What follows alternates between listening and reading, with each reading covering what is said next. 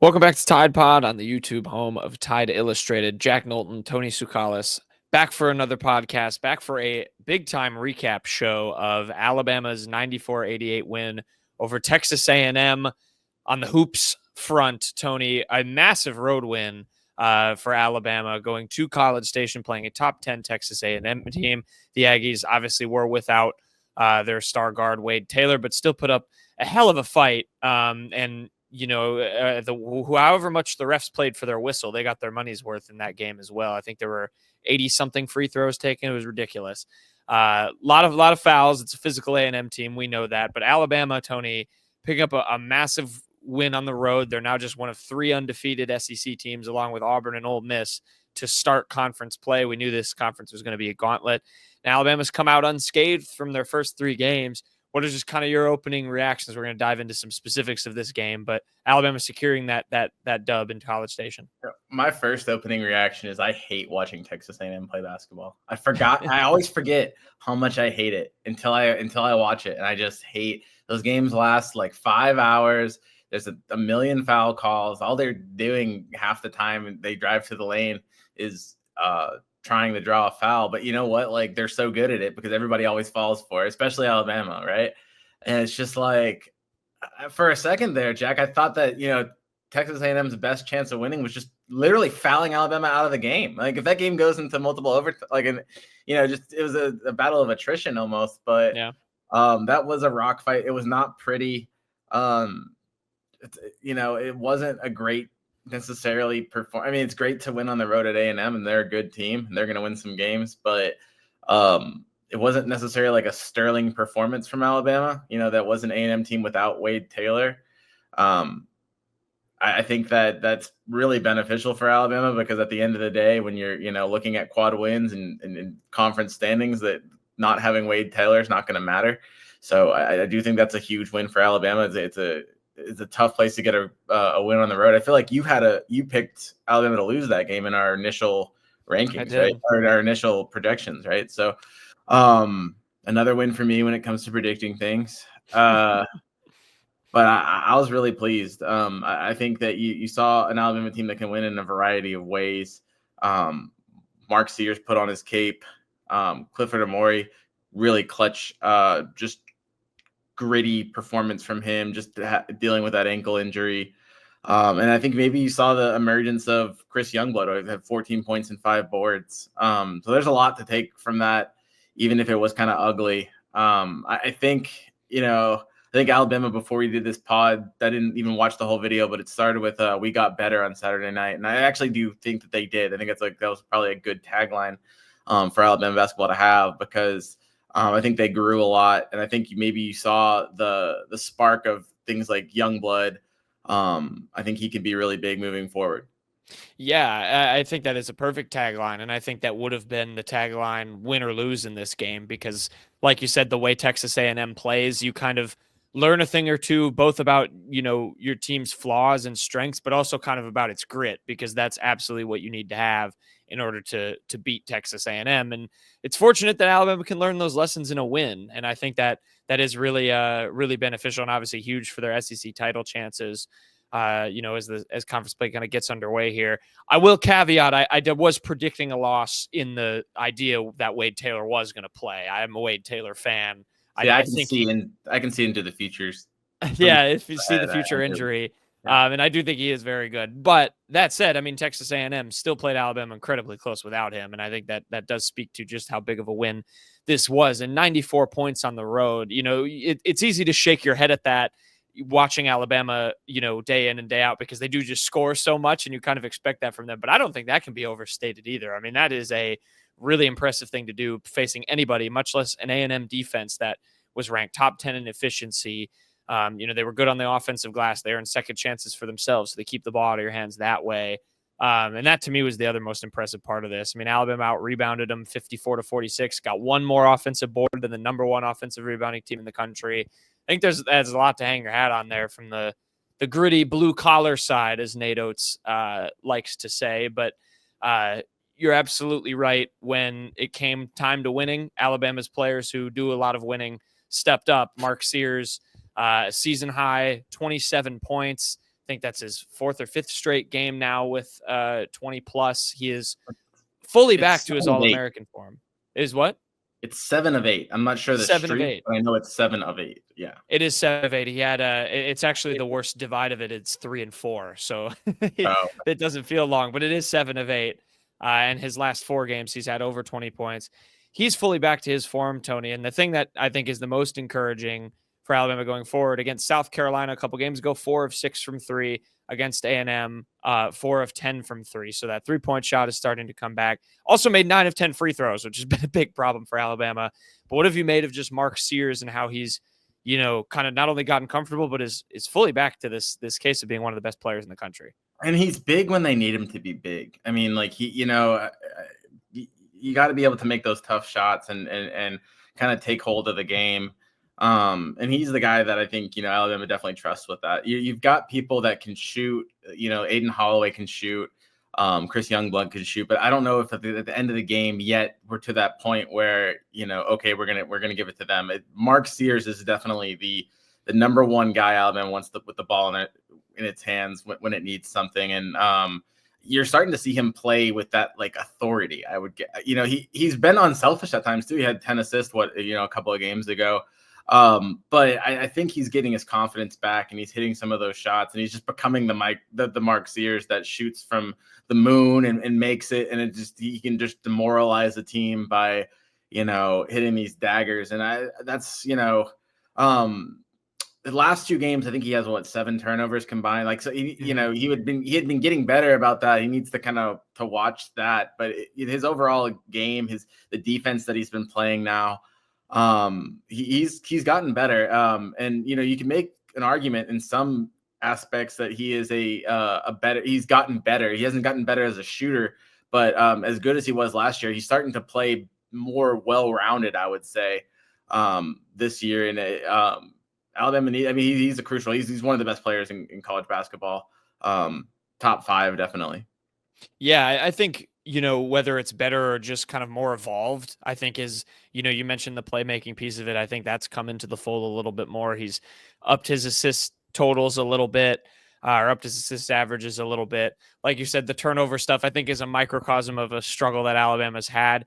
Granted, they cleaned it up against Oklahoma and South Carolina, but it sort of reared its ugly head again against A&M. They had 15 turnovers as a team. Mark was responsible for 4 of those. So, you like you said, yeah, it's not all perfect and you want to try and get, as best at that as you can. But I mean, Nate Oats was pretty confident. He stood by his guy after some early shooting struggles when fielding questions about that and, said, hey, he's in the gym. We saw that post from Mark Sears where he was in the gym at 2 a.m. after they got back from, I think, the Players Era tournament or whatever game that was, and was getting shots up after an 0 for night. I mean, and it's starting to pay off for him. And I think this is the progression that we were hoping to see and that you needed to have if you were Alabama in order to win games like this. So yeah, Mark Sears, very good progression from him here in this game. Another guy you mentioned, who's also, even more key progression or something we hadn't seen a level he's hit this year so far, is Chris Youngblood. Another kind of veteran guard brought in with a ton of expectations. 14 points in this game, 4 for 6 from 3, or 3 of 6 from 3, would fit 15% or 50%. So second game in double figures in an Alabama uniform, the most threes he's hit in a game. We have heard so much about Chris Youngblood, and finally, Tony, we seem to, it was kind of coming in little droves. We saw the rebounding aspect of it. We know how physical of a guard he was, but finally, this is kind of the scoring performance I think Nate Oats has been sort of promising to Alabama since they've gotten Chris Youngblood. How good was it to see him, just do that? And that's going to be big for them, going forward. I personally think Alabama's strongest lineup is with the 3-guard lineup with him in it, along with LeBaron and Mark Sears. And you can play Jaron off the bench. Whether or not they start with that, whether or not they, I think they're going to see a lot of that against Mississippi. But I think, he is a key player. He was always brought in to be a key player. And I think, especially after you lose Reitzel, you need that veteran guard that can do a lot of the things that Reitzel could do. He might not be quite the 3-point shooter, but he's close. He can really shoot. And if he comes in, he can do some of the dirty work as well. That I think is what takes Alabama to that elite level. I think Chris Youngblood might be that X factor that makes them possibly an SEC champion or possibly another Final Four run. You kind of have to have those boosts during the season. I think LeBaron's one of those where he, I think we knew he was going to be good. I don't know if we knew he was going to be this good or this good this quick. Maybe we thought he would be this good by the by March. Now now he's kind of hit that. I think that getting Chris Youngblood, getting his feet under him is going to be huge for this team for a lot of reasons. And I like I said, I think it's going to be the strongest lineup if they can go those three guards.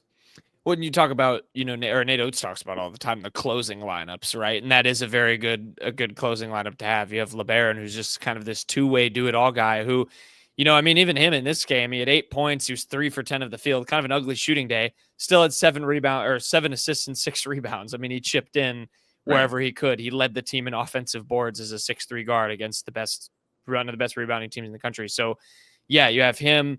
And then Chris Youngblood, too. I think it was interesting, seeing the comments from our board, at least, and I'm sure this was shared. He goes 3 of 6 from 3. That's 50%. He's been brought in to be this kind of good 3-point shooter.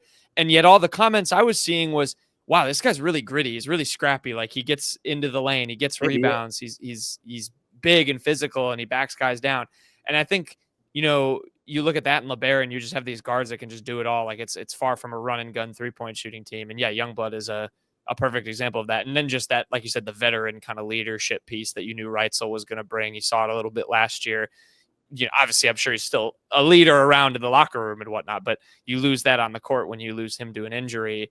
And I agree. I think Chris Youngblood stepped up really massively. And yeah, 14 points, 5 rebounds, 50% of the field is super promising and definitely sustainable for him going forward. Yeah, and you've got, like you mentioned, he's a bigger bodied guard. You got him, Sears, LeBaron to a certain extent. These are guys that can kind of scrap a little bit. I think Aiden Holloway's a little bit lighter, but you need that versatility too. I like these guards that can kind of fight for things and be scrappy, and that's kind of what this blue collar basketball is all about. I'm not saying that you have to be. Kyra Lewis, Aiden Holloway. You don't have to be a big guard, but I do think that is. I think Nate likes having a lot of those guys that are just a little bit tougher, stronger muscle. Yeah, got a little bit more muscle on him at the guard position. Well, and how about Aiden Holloway too? I mean, we should give him a shout out. Obviously, Youngblood. And I will say, actually, quick from him, it was nice. We heard from him after the game briefly, and I kind of asked him just how to feel to see a couple go through the net, and he said it was a great feeling. But to your point, he said, I've been focusing on the blue collar stuff, and I knew the 3-point shots would start to fall for me if I kept focusing on that kind of thing. And as cliche as it sounds, it worked for him. I kind of wonder if under the table, like you were there, I guess, but does Nate Oats have a pistol to him and being like, this is the company line. You better say this when you're asked about your success. Nothing visible, but yeah, Nate Oats, he kind of said the same thing. And he did also say, we're going to try and get him looks. That was kind of the goal of this game, but yeah, it's a good point. That is the company tag for Alabama, but hey, it worked for Chris Youngblood. And obviously, Alabama fans will be hoping that all of those numbers kind of continue to be sustainable for him.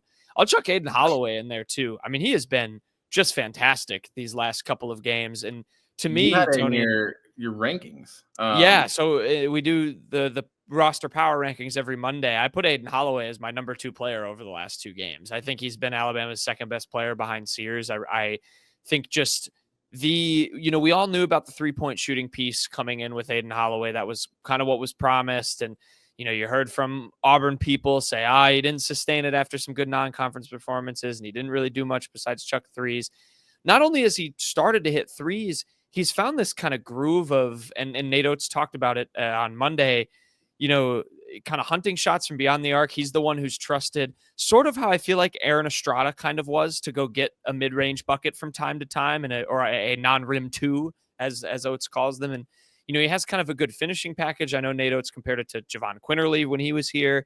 I'm really loving what I'm seeing from Aiden Holloway, and I'm sure Alabama is as well. I like the Aaron Estrada comp. He's elegant, kind of in the way that Aaron Estrada is. Where we just talked about how Youngblood and Sears and even LeBaron can be kind of blue collar grit guy. There's a little bit more class and elegance, smoothness. Yeah, he's more refined. Gentleman's guard where you got your bruisers as well, and you need a mix. If they were all elegant, Alabama would be too soft. And if they were all bruisers, you'd miss some of that, smoothness, that mid-range. And not like Alabama's going to do a lot of mid-range, but there is, you want to add different elements to this team. So I do think that they all kind of mesh well together. And the other thing about Holloway is I think he's got probably technically the best. I think he might have the best 3-point stroke on the team. Now, that's not to say that I still would want the ball in Mark Sears' hands.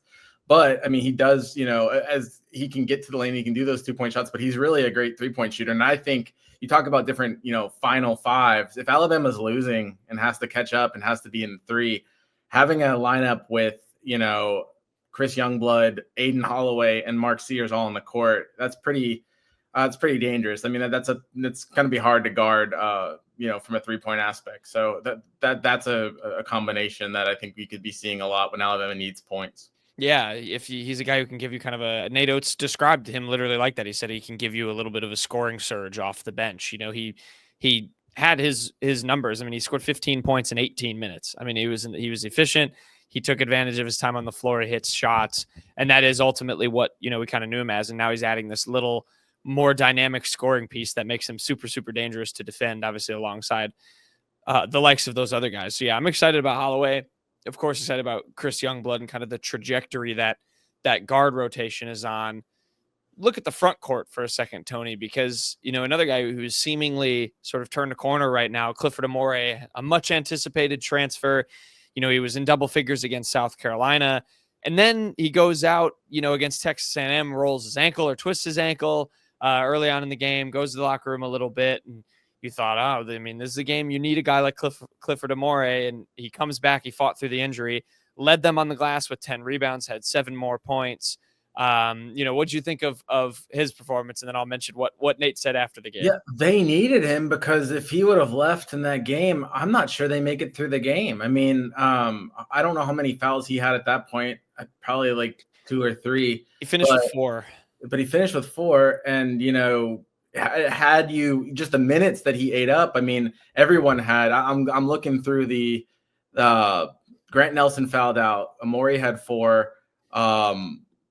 Mohamed Diabate fouled out as well. Yeah, they would have been thin. Cheryl had 4. Youngblood had 4. But like between Diabate fouling out, Grant Nelson fouling out, if Cliff was already out, that means you're probably playing more minutes with Aiden Sherrill, and Aiden Sherrill, sorry, and he's probably fouling out too. And then you're just like out of bigs, I mean, like there's nobody. Like, you're gonna put like I don't even know what you would do at that point. Just play all guards. Yeah, it would have been very, very small. And they absolutely needed him. And Nate Oats said that they kind of emptied the clip when it came to big rotation minutes. But Omoruyi, he still looks good. I mean, it's kind of his evolved offensive role is really exciting. I think he's settled into this kind of, productive groove that, yes, it's not as attractive looking as his numbers at Rutgers, but he's not playing as many minutes. Alabama hasn't needed him like that, but it's, he's now shown, I think, in that game, when you do need him to go grab you boards or get you a couple buckets, or, he went to the free throw line for the first time in 2 games, here and sunk a couple late too. And he's not a great free throw shooter. So to see all of that, I think is really promising. And then, so Nate Oats after the game obviously gave him a lot of credit for coming back for his injury. Said a lot of guys would have just sat that one out after they rolled their ankle like he did. And he manned up, wanted to play, wanted to be there for his teammates. He ends up with 10 rebounds in 16 plus minutes. And you can't say that about enough because they end up getting 54 rebounds. He got about 20% of our rebounds. It was a good game for him. Key part of that quote at the beginning, he's like he said, a lot of guys would have just sat that one out after they rolled their ankle. That quote drew some ire. I think it was a bit of unfortunate timing. Of course, Auburn's star big man, who's been the best player in the country this year, Janai Broome, earlier on Saturday when they were playing South Carolina, went out of the game with an ankle injury, and that led to some speculation, and Oates ended up addressing it on Monday. I don't know where it came from, but that was some sort of shot at Janai Broome for not coming back into the game, even though don't look up Janai Broome's injury if you're of the faint of heart. But what did you think of that situation? So, it was clear that Nate wasn't talking about Janai in that situation. But the thing is, let's not pretend like Nate doesn't do things like that. So I get, where maybe as an Auburn fan, first of all, put yourself in the shoes of an Auburn fan. You're kind of upset that your guy's gone. You don't like Alabama. Alabama just won a close game. You don't like their head coach at all. And he has done jibes at you in the past.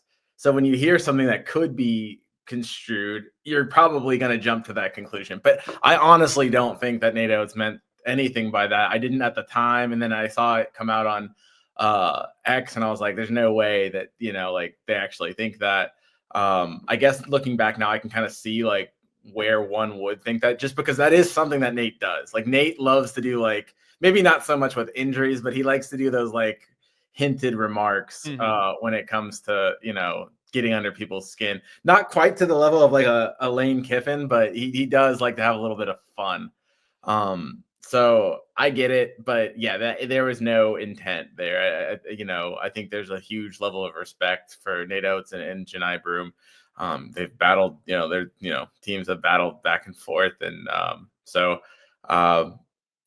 I'm not sure that I think Nate wouldn't mind not playing Broome if he's still out by the time Alabama plays, but I don't think that was any shot at him, and I don't think there's any ill will wished upon on Auburn in terms of injuries sake from Nate Oats. Being in the room, I actually didn't have that thought either, and frankly, thinking about it, I wouldn't be surprised if Nate wasn't aware of the injury before the game. I mean, it happened that day. Maybe he saw it, but it was a big thing. Somebody had to tell him, like, hey, did you see this with Chennai? I mean, like, that was the talk of college basketball yesterday. But to me, I think even if he is made aware, I think by that point at the end of the game, he's focused on his guys. He's not thinking about Janai Broome and, oh, can I take a shot here? I don't think in the, kind of adrenaline of how that game ended and just like trying to give an answer about Amore, he wouldn't have been thinking about Broome. I'm not going to try and read Nate Oats' mind, but yeah, it was very clear there was no dig in there. But it was pretty funny. I mean, he addressed it on Monday, said, this is an Auburn team that's the best team in the country right now. They're literally ranked number 1 in the AP poll. Kind of made the same, remark about Aiden Holloway. It was obviously the transfer from Auburn. He said, if I talk good about Holloway, it's not because, what Auburn did with him was bad. So, no ill will there, but always this was bound to be a fueled up IBOB when we get there, given how good these two teams are. So like you said, anything that can be used as timber for said fuel is probably going to be, but that was pretty funny. I mean, that aside, do you kind of agree with Amore in terms of his just kind of continued evolution in this team, especially kind of on the offensive end? And to me, there's still stuff you want to see defensively as well. It's almost like he was like saving. He didn't come as advertised until SEC play. It's really been, since the start of SEC play that he's kind of like been what we kind of thought he was going to be. I think he's really kicked it up another gear. And so that's, I guess, I talked about Chris Youngblood being a thing, but that's also been, I think if you can get, if the wheels start turning there with Clifford Omoruyi and just he can continue to be a little bit more of a bully and, can get more comfortable playing at this level. Not to say that the Big Ten's like a terrible level either. I mean, that's a big conference as well. But, if he can get comfortable and get rolling, it's just another element that Alabama has. And definitely an element they didn't have last year. No offense to Nick Pringle, but they didn't have this quality of a big. And so I think, when you look at, how Alabama is going to improve on last year's run, probably Clifford Omoruyi is the number one thing you circle. Yeah, absolutely. I think it's going to be, just important to watch going forward. I would like to see, I mean, Nate Oats kind of talked about that too, like, on Monday, just talking about him and kind of getting up to speed and just saying, this is a smart kid. He's a kid that wants to win, wants to do whatever he can to help us win. He just needed to figure out how to do that. And it seems like that is starting to happen. I kind of lump Jaron Stevenson in that same category too. I think we're starting to see, even if the stats aren't showing it yet for him, he is impacting winning a little bit more. He had 3 blocks against Texas A&M. Jaron Stevenson freshman year would have been yanked out of that game, being kind of, I think he would have been a little bit, the moment would have been a little bit too big for him. He would have seen kind of like what happened with Sherrill, or it would have been used as like kind of foul bait, but he was legit, banging down low, got one of the offensive rebounds on the 3 Mark Sears threes that had the good call by Chris Stewart. I mean, you're starting to see him impact winning a little bit. And I think Cliff, I'm in the same kind of boat with him too. Yeah. And Jaron Stevenson, Nate Oats said something really, interesting about him, about how he was playing. It's a case of when you want to please your coach too much, or when you want to do the right thing so bad that you end up doing the wrong thing. I think we're kind of doing nothing, just being too passive. You're doing nothing. Yeah. Being too, which is in itself the wrong thing plenty Right. of times. Yeah, he got so worried about making mistakes that he didn't do the things that he needed to do. And Nate Oats kind of told him, it's like, it's okay if you make a defensive mistake. If that's going to happen. The best defenders, Herb Jones made defensive mistakes. You got to just go for it sometimes and trust your instincts. Jaron Stevenson is a highly skilled player, a highly recruited player, and he got this way for a reason. And he's got to kind of trust that. And so if he plays with a little bit more aggression, takes a little bit more chances, they're going to start hitting, and then that confidence will come. It seems like he's a big confidence player. I think he can get in these like ruts, and then he can be really big at times. I think right now he's probably not at his highest of confidence. Starts putting in a few big performances. He won the Blue Collar Award, which twice in a row. Yeah, and then Nate Oats talks about how like get lost in the defensive side of the ball. So do that, and I think maybe that you keep on waiting for that 3-point shot to hit. It's like they just need to like watch film of the Clemson game, if only to just like get him his confidence back. Like they should just lock him in a room with that game and just be like, this is what you can be, this is what you are. Just keep on watching it until you. Well, and I think the other interesting part of what Nate said is yes, taking advantage of your 3 points and making the shots that you get. But I kind of like this sort of evolution of Jaron Stevenson. I think we are starting to see him evolve a little bit into more of like a focused defensive stopper. I think Nate Oats wants him to keep leaning into that. And the Herb Jones and Keon Ellis comments, compare kind of talking about how he talked to those two and how he's talking to Jaron. It's just sort of, it feels like maybe that's where we're headed with him, which I think is something Oates wants. And I think it's something Alabama can benefit from. If Cliff isn't going to be this true dominant rim protecting big, but they get decent production from him, Jaron, Grant, we know what Mohamed Diabate can do off the bench. You've all of a sudden got 4 guys that's, you get in a game like A&M, you have enough firepower and manpower to out-muscle teams and outplay them, around the rim defensively. It would be great if Jaron can become that. I think he's taken a lot of pride in that this year. Just kind of watching his body language after he blocks a shot and how he almost gets more hyped with that than when he hits a 3, it's more relief instead of maybe excitement. But, we'll have to see. You see him block a lot more shots than you see. You do. Threes. You do. Cat current. Yeah. But, I start to see it more with him starting and the continuity that he gives, and that's a good thing for Alabama. And we'll see how it kind of evolves here going forward. But yeah, a lot of good takeaways. I mean, any final just takeaways you had from this A&M game, just and how big it was and how big it's looking like it's going to be going forward here for SEC play? I mean, it's kind of crazy. A&M was one of 4. At the time, there's 4 undefeated SEC teams, and now Alabama's going to play another undefeated SEC team in Ole Miss. So it's just, keep on winning these games. I mean, you're climbing up the SEC standings. All of these are really important. Nate Oats, I feel like the last 3 games, Nate Oats said these are the type of games that you need to win the SEC title. I feel like he's going to have to stop saying that, because it's going to say it for every game. Yeah, every single game is going to be like, these are the kind of, that's how that's how competitive this conference is. So I mean, these are the type of games that that Alabama needs to win. Guess what? On Saturday when they go to Kentucky, those are the type of games that you have as well. You would like to win that game. Yeah.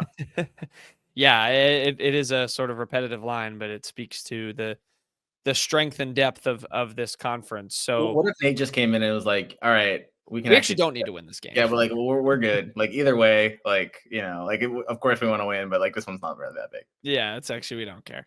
Yeah, it's just sort of hard to put that in your players' heads. So looking ahead, you mentioned that the undefeateds, there's 3 left. It's Auburn, it's Alabama, and it's Ole Miss. The Rebels are 14-2. They're 3-0.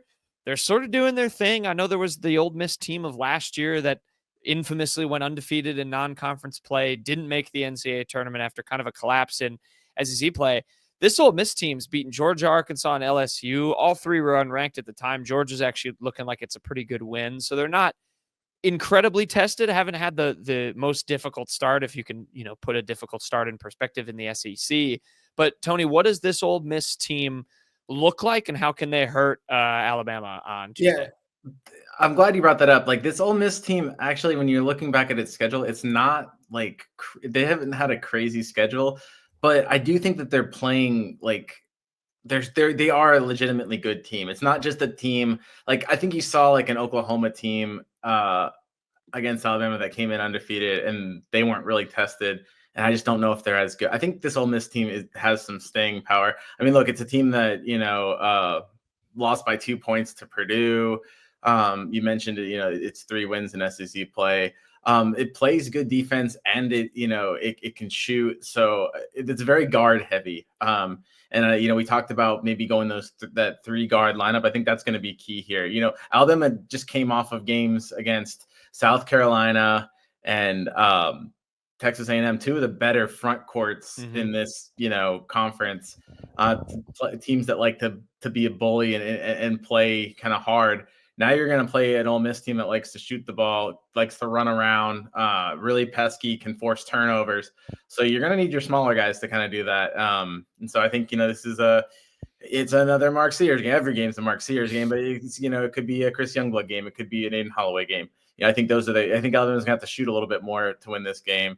On the flip side, though, that's you don't always have to match your competition too. I mean, if Alabama thinks that they can take advantage of Ole Miss with their size, I mean, this is an Ole Miss team that only has one regular. Their starting center is 6'9".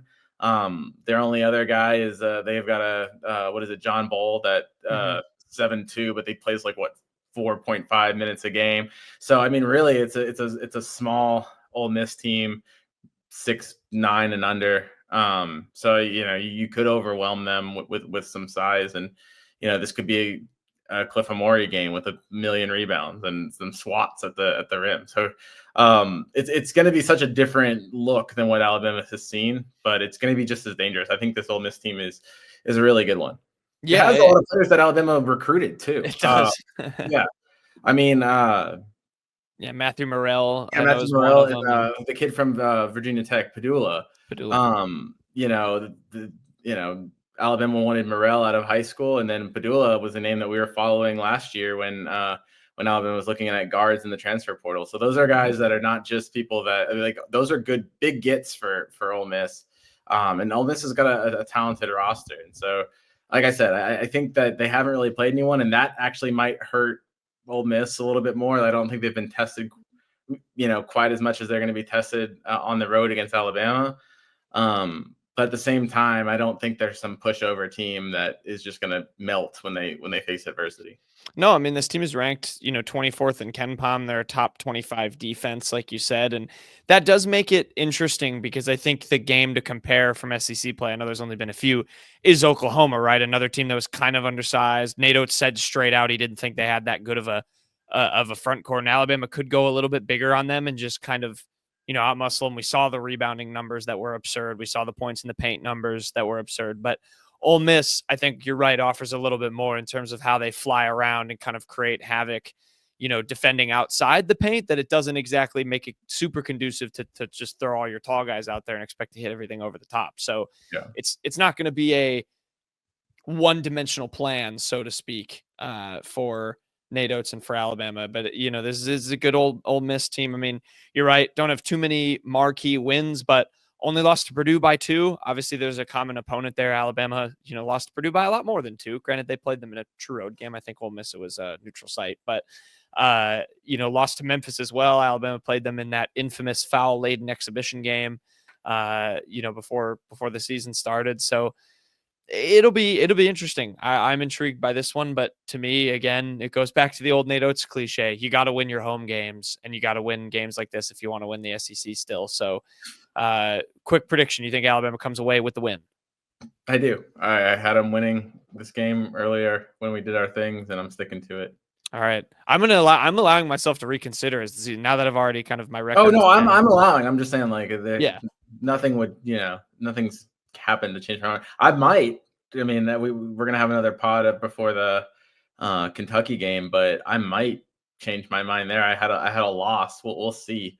I kind of want to see, if Alabama can sustain and what Alabama comes out. But I could see maybe them going 2-0 this week.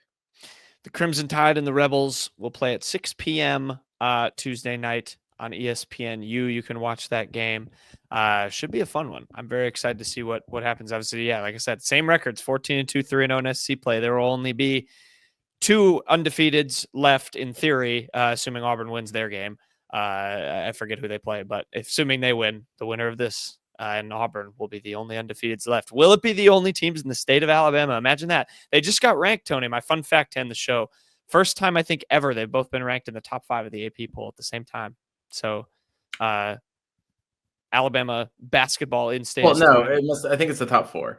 Maybe top 4. Because I guess Alabama was 5th last week. Yeah. So top 4. Yeah, because Alabama moved up. So yeah, they're in the now defunct. They would both be in the now defunct 14. We need an IBOB 1 versus 2 IBOB. Let's please let that happen. I am a little just disappointed at how far away it is because I want it now. I want it before. I want it before one of these teams has a 1 chance. versus 2 IBOB. Yeah. I want it before one of these teams has a chance to slip up and lose a game. It's the SEC's too good. Yeah, these teams are gonna lose, and then the AP voting is so dumb. They don't. It's just what have you done for me lately kind of stuff. So yeah, it doesn't matter for tournament hopes, but the little number by the score bug is just satisfying to have. When you write your article and you put number 1, number 2, you want it. So we'll see. We'll see if Auburn and Alabama can give us that. But in the meantime, we'll have all the coverage of the Ole Miss game over on Tide Illustrated. So go subscribe there. Subscribe here on the YouTube. Drop a like, drop a comment if you're watching. Give us a follow on Spotify if you're listening on, and go subscribe to the site if you haven't. So plenty of good content to dive into there. Until next time, enjoy Alabama versus Ole Miss.